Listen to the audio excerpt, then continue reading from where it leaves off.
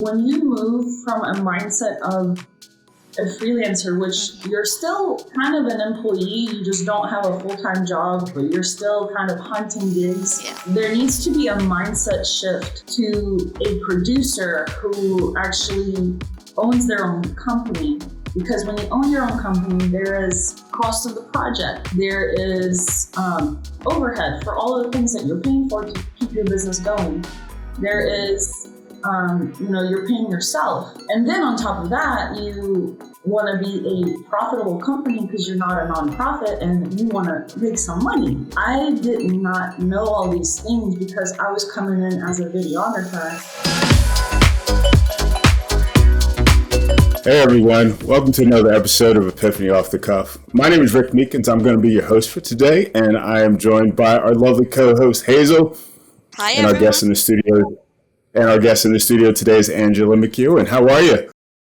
I am fantastic. How are you? I'm so happy to be here. Outstanding. And Angelina, as you probably don't know or may not know, is she's another guest from the Atlanta metro area.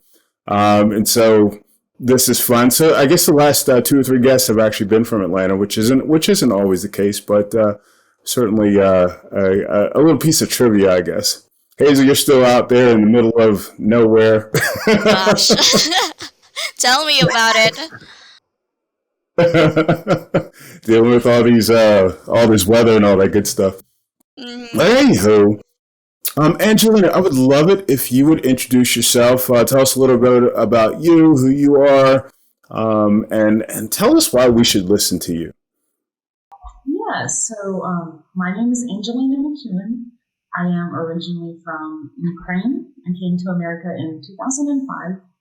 So I've been here 17 years, long enough to where I've gained a Southern accent. I did not know any English when I came to America.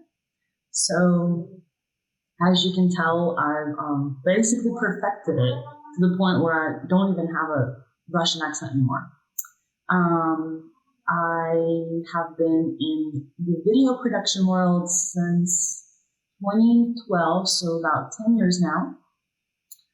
I've basically done all kinds of production since I've been in it. I've done news, I've done live sports, TV shows, I've dabbled in some movies, and what I'm doing now is I get to produce commercials for businesses. So I've tried everything in, the video production world. Even though it feels like it's similar, they're all different houses in the community, if you can think of it like that. And then I started my business, Express Your Visions, which is a video production company, and we also provide photography services. I started it in 2018. Okay. And 2019, I actually started studying Neuro-Linguistic Programming. NLP. Yes. And so how NLP has helped me is, we can talk about it a little later in this podcast, but it's basically helped my scripts to be super powerful for my clients. And we can talk about that a little bit later. Yeah. Your scripts, you're talking about like your commercial and movie and TV scripts. Is that what you're talking about? The commercials. Uh-huh. Okay, cool. Just thought I would expand that, just a little bit. It was like, oh yeah, she's doing movie scripts too. No, I realized kind of from doing all kinds of production what I don't like to do, and I really don't like to work in movies because I am not a fan of 16-hour days, 6 days in a row. I like to sleep. I like to have a life, and movie industry is just not for me. Gosh. I don't blame you. I don't blame you at all. Wow, you unloaded a lot on us. So you started your business in 2019. How did you end up, or your photography business? How did you end up in this particular field? How did you, what was kind of your journey from, maybe it was a hobby and it turned into, a gig, and then it turned into, what was your story? So I actually started Expression Visions in 2018.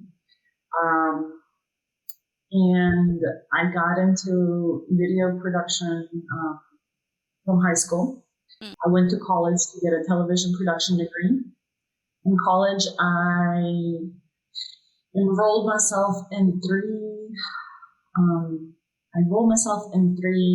internships. So one of them was with CNN. I was an assistant producer intern at CNN. Nice. And then I was with Marietta Daily Journal. So with Marietta Daily Journal, I was also a producer, and I produced 48 shows throughout my season with them. It was Wow. two shows a week. And so on Friday nights, I would go out and I would film football. So I would utilize camera to film. And then during the week, I would set up but studio to record show with two anchors. And then I would slice and dice the video together, and I had 2 deadlines every week. So I started there. And then I also interned with Georgia Public Broadcasting, and I was in the studio. So within these 3 internships, I got to experience the news world, I got to experience the sporting world, and then I got to experience the television world.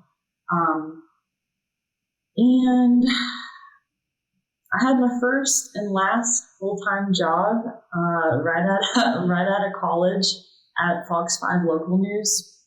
I had to be there at 3:30 in the morning, and I had to leave at 11:30 in the morning, which was absolutely terrible. I don't know if anybody did those shifts, but those shifts are not fun, especially when you're 21, when you have to go to bed at 7 p.m. And 2 a.m. I mean, that was not the life for me. Yeah. Oh, wow. I was also getting paid $7.25 an hour, and I was wow. The math and the return on the investment with the college does not add up to what I'm getting here. So that never happens. In about a month and a half, I put in my 2-week notice, which I was stressing so much. I was like preparing the notice for like a week, checking it with the time, my mom, and then I came to present it to my manager, and he's like, "Oh, okay." Because I feel like a lot of turnovers happen in that position. I was just like, man, I was just stressing this so much. Just like, yeah, this is expected or something like that. And right after that, I started to freelance full time. So as a freelancer, I would work with Turner Broadcasting. I started working with State Farm Arena, filming the Hawks. I started working with the Georgia Dome. I would film the Falcons games and all of the different high school football and all the Chick-fil-A Super Bowl or Peach Bowl. So I would film a lot of different things as a freelancer.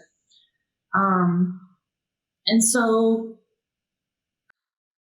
I learned that when you get an LLC as a freelancer, you basically can get a lot more write-offs on your taxes. So I'm like, all right, this makes sense. I'll start an LLC. I'll call it Expression Visions. Then I learned that when you have your own gear, you basically become more valuable to production companies who want to hire you because you have your own gear. So you can become a videographer and make more money. I'm like, cool, makes sense. So I bought a bunch of gear. I bought a C300, which I still have. And I started to go on all kinds of projects. And at one point, I think I was carrying like 6 or 7 bags of equipment. And I'm just like, what in the world am I doing? Like, I'm not a man, I don't power lift. I don't know how much pounds I'm carrying right now, but it's heavy. And I'm just like, this is not fun. I need an assistant or I need someone. And then I just kind of learned that I would like to be more in the producing role of someone who's creating the concept and not like a little piece of the puzzle. I like to actually create the puzzle. And so I basically promoted myself within my company, and I'm like, all right, I want to produce and I want to focus on producing. now. So Did you give yourself a raise? Eventually with time, actually, when you move from a mindset of a freelancer, which you're still kind of an employee, you just don't have a full-time job, but you're still kind of hunting gigs. Yeah. You still have this day rate, right?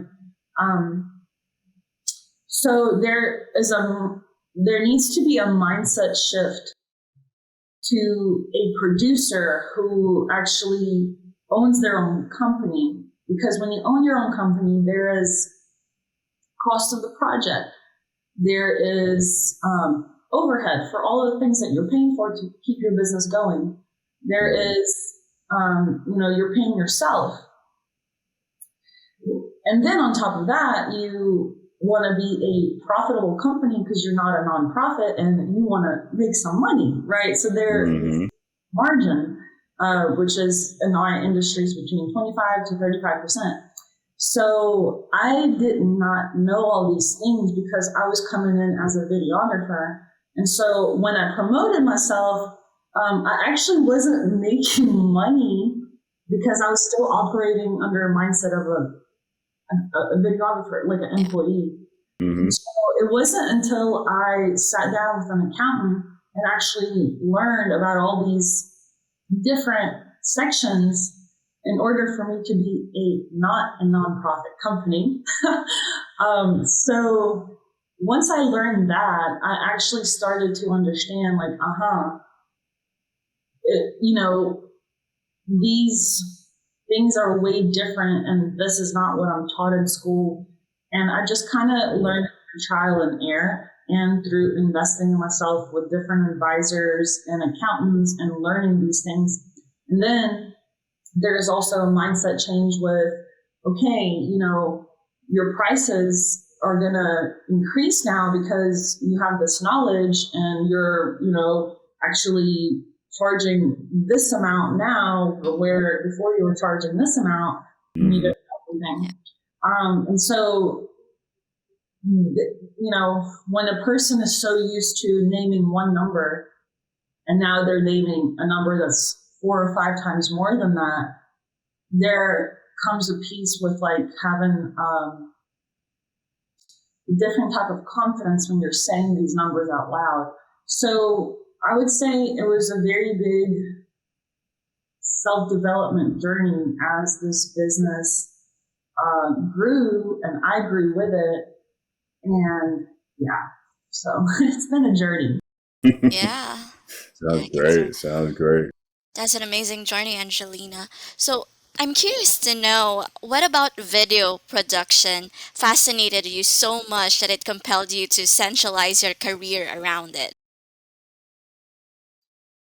So what I really like about video production is that it's always new projects.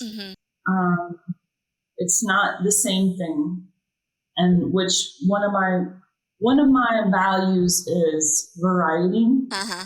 And I really like novelty and newness. So with each project, I not only get to create the concept of it, which a part of it is creativity, and I am a creative. So it's creativity and it's new projects, and that's what I really enjoy about those things. Variety. Yeah, I get that. I can totally relate to that. I love what we do as well, just because of variety and meeting and talking with new people and hearing their stories and stuff like that. Totally get it. So one of the things I know that I struggled with is really understanding the value of video, of even quality photography. And I know that when we talked, you were doing my photo shoot a few weeks ago. We talked a little bit about that. And it really comes down to, as a business owner, it's looking, you make these investments and you say, what is my return on investment? How am I going to actually make money off of, this type of video or this, even the photography? I mean, what's your take on that? Or what do you recommend to people? How do you help them understand, that they are going to get a return on that? So with video production, it's very easy to see the returns on it because it's trackable, right? When you're advertising things on your social medias, you can actually see how many clicks you get, how many people go to your website. It's trackable. You see how much traction you get when you're running campaigns or producing new courses or creating new products or services. All of that is trackable. Where billboards or print marketing, it's not trackable, right? Email marketing is trackable. So video is powerful because of that. And video, it actually encompasses all of your senses. So we can see, we can hear, and we can feel. And so through video helps to kind of get in on all of those senses. And video is motion imagery. So, and it's fast. When we see a bunch of text, we can scroll past it because some of us don't really care to read that much because, one, it takes a lot of time. With an image, we see an image and we're like, okay, we get it. It sinks into our brain and we get it.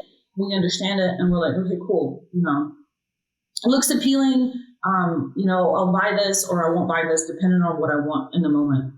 With video, because we don't know what's coming next, our brain wants to keep watching. Really successful marketeers know that successful video actually is fast or it's upbeat or it has a lot of state breaks, meaning it has a lot of cuts or it has a lot of it goes from one to the next, from one to the next.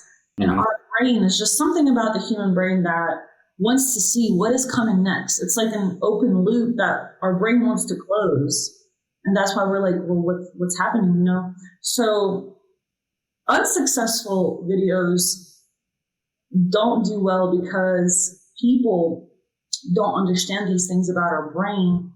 And they make their videos so long, or it's just on the same shot, or it's just the same boring talking head. And it's not engaging and it's boring us. So we're scrolling past it, So the reason why it's important to invest in professional people who have a track record of making other companies money is because they understand those things. You can always, get a college student or an upcoming filmmaker to do your video for free or for $100. That's great. But if you really want results, which you do because you're a business owner and you're in business to make money, you want to invest in professionals. A good analogy is like what would be a good analogy? Like people I use consultants as an analogy because when you go to a consultant, they help you with seeing the things that you don't know or showing you the roadmap or you can hear things that you would not have heard elsewhere. And that's why you're going there because you know that their expertise will help you get to where you want to go. You're not going to your uncle to ask them about this business, advice. You're going to a consultant who can help you. And so when you use a professional production, they can help you versus, not, I guess. I hope that makes sense. Yeah, I mean, I would say, I'll go back to the photo shoot again. I mean, what you had me doing and where we went, I would never have been able to do. I wouldn't have thought of that. I'd have taken a picture out in front of my house, with my, with my wife's iPhone, and I wouldn't have gotten, I would not have been nearly as happy as I am with the pictures that you took. I'm just like, this is so cool. So yes, I certainly value the professional direction and experience, that you bring. Absolutely. Yeah, and with photography, it really positions you as a professional in your field, versus someone who does take photos with their iPhone. And I take so many photos of people, but I don't really have any professional photos of myself besides 2 years ago in 2020. So, but it's a little tough to find photographers who can direct you. Anybody can buy a camera with a really expensive lens and make a photo, take a pretty picture. Yeah. But it takes someone who understands, I would say, fashion and understands what looks appealing. So that would put you in poses that make you look your best, because we don't see ourselves. We may stand in certain positions that we think are good, but then we'll take the photo and we're like, oh, can you please retake that photo again? Because I don't like it, right? But if you have a professional who can direct you and help you, because a lot of business owners, they're not models. They don't study modeling. They don't study poses. They don't study these things. So whenever you have a photographer, it's important for them to know how to direct you. Yeah. Mm-hmm. Yeah. Outstanding. So if I could clone myself, I would take my own photos, but I have not met someone like that, So you're pretty proud of your eye, huh? I would say so. And, a lot of people give me compliments on the details that I would find in the photos. And they're like, thank you for that. I'm like, you're welcome. I'm glad you saw that. That's awesome. So you're doing video production as well. So you'd mentioned that earlier on. What I guess give us some insight, I guess, on what that is and perhaps what that process is.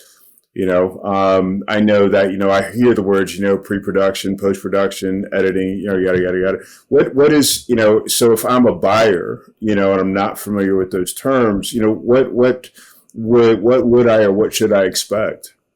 Yeah. So video production has 3 phases. Number 1 is pre-production. This is where you're creating your concept, your idea, your strategy for the video. This is where you're writing your script. This is where you're preparing and hiring your crew. You're booking your studio. Mm-hmm. You're making sure you have your talent on camera, the right equipment. It's typically the longest phase, but it's a very important phase. The second phase is production.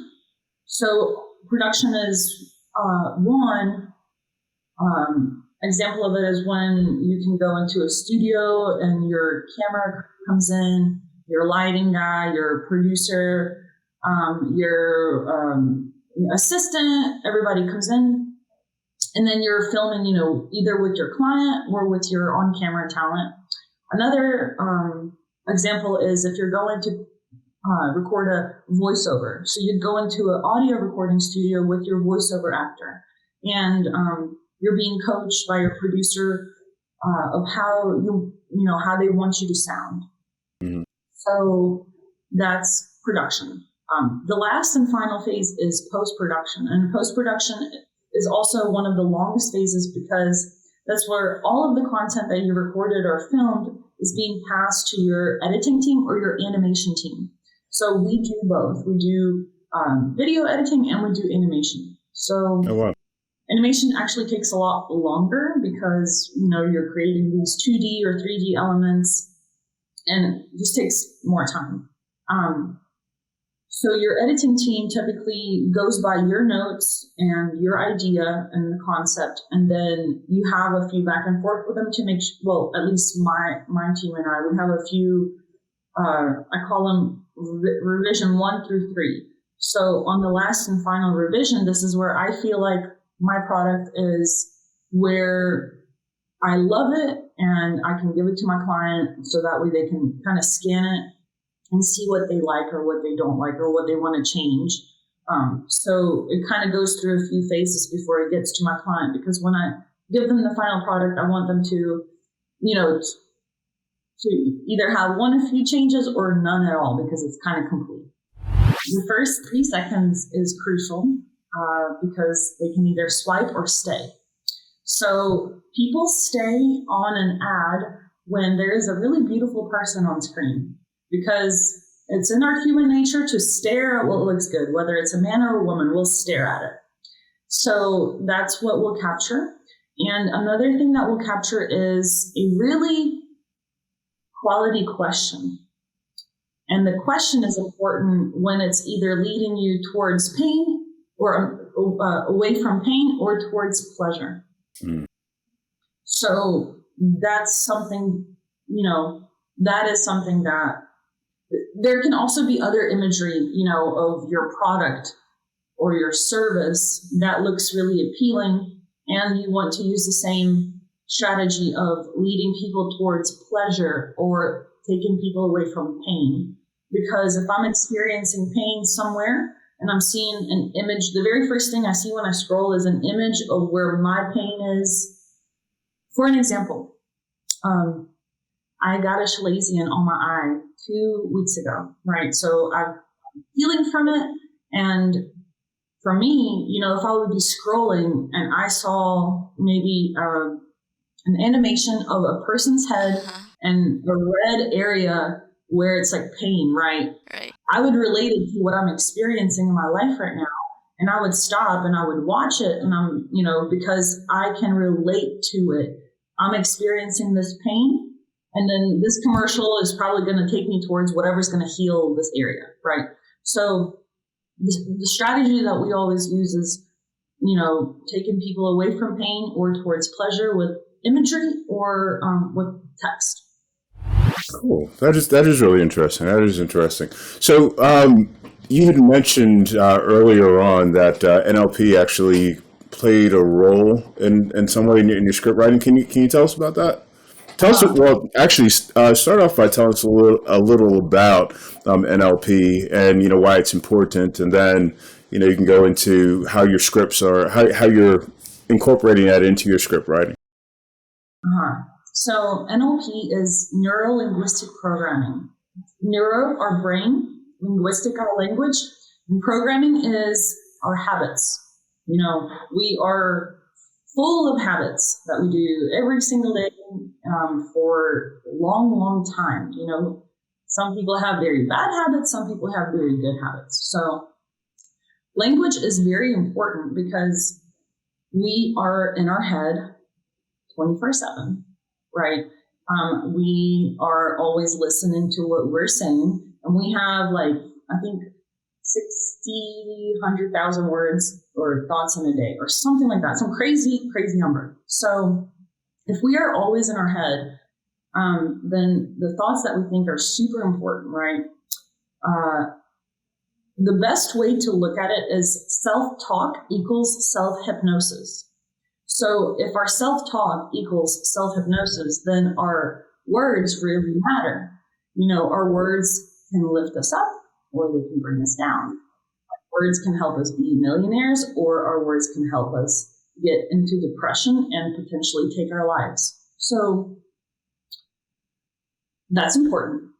And I love studying NLP so that way I can be a better influencer of my self-talk. And from learning it, it actually helped me to be a better communicator and a listener with the people that I'm communicating with, whether it's my friends or partners or clients or whoever, my family. So why is it important in video and the scripts? For the same reason, because your language matters. And your goal with the video is to influence your client or your customer to buy your product or service, right? Mm-hmm. We want them to buy what we have because it's important. So we as people have different values. We all value different things. For example, Rick, you said you value novelty and newness, I do. So in a way, we value similar things. So whenever I'm selling something that is exciting, It is flashy. It is fun. It is new. It's a new adventure. It's a new trip somewhere. Your idea, I don't know, your eyes are like, oh my God, that sounds like fun. I'm probably going to do it because it's like fun. She likes it. It looks cool. It sounds cool. I'm going to do it. But for some people, they don't like new. They like steadiness. They like consistency. They don't like to take risks. With my high energy and what I find important, it's not going to be important to them. So some people love knowledge. I can look at your library behind you and I can tell that you love to learn. You told me that you studied NLP. You went to take a course. You love to learn about yourself. You love self-development. Some people hate reading books. I send people some podcasts. They will never listen to it. And if I get mad, then, which a lot of people do when they don't understand what's important to other people, they can stay, that's how fights happen because we don't know what's important to them. And so we try to put our value system onto them. So some people love starting nonprofits. They love volunteer work. They love communities. They love all that stuff. Some people, they would rather, pay $100,000 for the year and be done with that. They don't want to go into the community. They would rather support them with money. So based on what we find important, we build our scripts we like to call it in the rainbow. So there's 4 different value codes, and you can look this up. It's called the banked value system. And so it talks about knowledge, blueprint, nurture, and action. So these 4 types of values have, it's people, and we all find, things valuable in all of them, but some of them are way more important to us than others. Mm-hmm. So when we're writing our scripts, we want to make sure that our message lands with the different 4 types of value codes. That's one. And another thing is we learn differently. Some people learn by seeing. So they will use words like, I see what you're saying. Can I look at you? Can I see this? I want to watch so I can understand it better. Some people love podcasts. They love audiobooks. I don't like it. I like to have a book in me and I like to see it and I like to read it. I'm a visual. But some people love audiobooks. That's their jam. They're more auditory. That's how they take in information. Some people are, they need some time to think about it. They are auditory digital. So they have to go, they'll take in information and then they go home and they'll think about it for an hour and then they'll come to a decision. That's how they just process. Some people are very kinesthetic. They are very, very much in their feelings. And so we all learn differently. So by using words that people use like see or hear or feel, some people will say, I feel what you're saying. Some people will say, I see what you're saying. Some people will say, I hear what you're saying. So by using that language with the other person, based on what you're hearing from them, it kind of tells you how they're learning, how they're storing information. So it can actually help you in your team building because,